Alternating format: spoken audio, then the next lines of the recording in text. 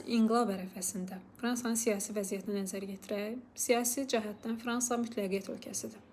18-ci əsrin sonlarına qədər Fransa mütləqiyyət ölkəsi olaraq qalır. Eyni zamanda feodal qaydalarla idarə olunur, yəni feodal ölkəsidir. Mütləqiyyətin özünün belə deyək, zirvə nöqtəsi 14-cü Ludovikin hakimiyyət illərinə təsadüf edir.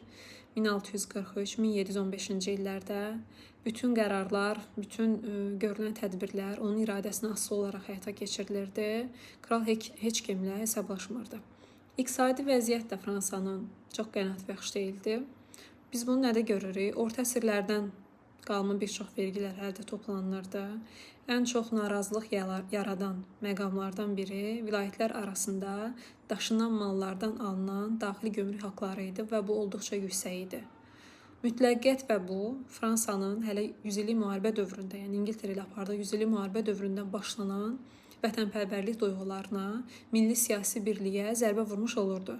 Artıq fransızları bir arada saxlayan tək şey mütləqiyyət quruluşu idi. Orta əsrlərdə bir çox ölkələrdə biz vergilərin toplanmasının iltizam sistemi vasitəsilə həyata keçirildiyini görürük. Fransada da vergilər iltizam sistemi ilə toplanılırdı. İltizam sistemi nə idi? Vergilərin toplanması üçün qazanılan səlahiyyət idi. Yəni bu ödəniş qarşılığında həyata keçirilirdi.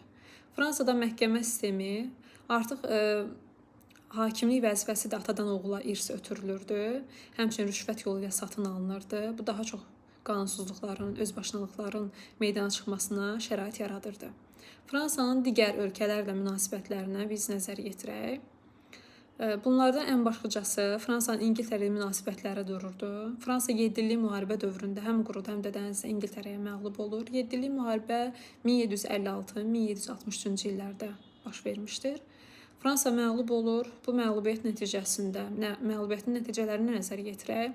Fransa Amerikada və Hindistandakı müstəmləkələrini itirmiş olur, ancaq Avropadakı gücünü, nüfuzunu qoruyub saxlayır. Eyni zamanda İngiltərənin okeanlardakı üstünlüyünü qəbul edir, həmçinin müstəmləkə siyasətində də zərbə almış olur.